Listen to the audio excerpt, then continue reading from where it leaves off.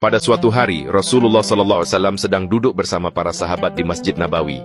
Tiba-tiba baginda bersabda dengan tenang, "Akan datang kepada kalian seorang lelaki dari penghuni surga."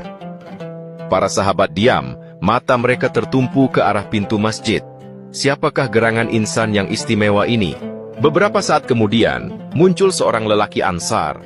Janggutnya masih basah dengan air wudhu. Di tangan kirinya tergantung sepasang sandal. Wajahnya biasa-biasa sahaja. Tiada pakaian yang menonjol, tiada juga zikir di bibir, tetapi dia kelihatan tenang. Para sahabat saling berpandangan, inikah lelaki ahli surga itu? Keesokan harinya Rasulullah SAW sekali lagi bersabda, "Akan datang kepada kalian seorang lelaki dari penghuni surga." dan lelaki yang sama muncul semula dengan keadaan yang sama. Hari ketiga perkara yang sama berlaku. Sahabat yang berada di situ semakin ingin tahu, apakah amalan lelaki ini hingga Rasulullah SAW mengiktirafnya ahli surga? Abdullah bin Amr bin Al-As radhiyallahu an, salah seorang sahabat muda yang hadir, bertekad ingin menyiasat. Lalu dia menghampiri lelaki itu dan berkata, "Wahai saudaraku, aku sedang berselisih sedikit dengan ayahku. Bolehkah aku menumpang tidur di rumahmu selama 3 malam?" Lelaki itu menyambut permintaan Abdullah dengan senyuman dan mempersilakan dia tinggal. Malam pertama, Abdullah memasang niat, aku akan bangun malam dan perhatikan amalannya.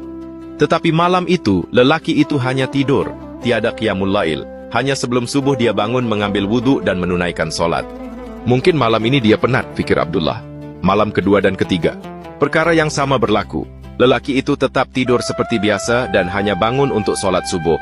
Tiada bacaan Al-Quran panjang, tiada sholat tahajud, tiada puasa sunat di siang hari. Akhirnya setelah 3 malam, Abdullah membuka mulut.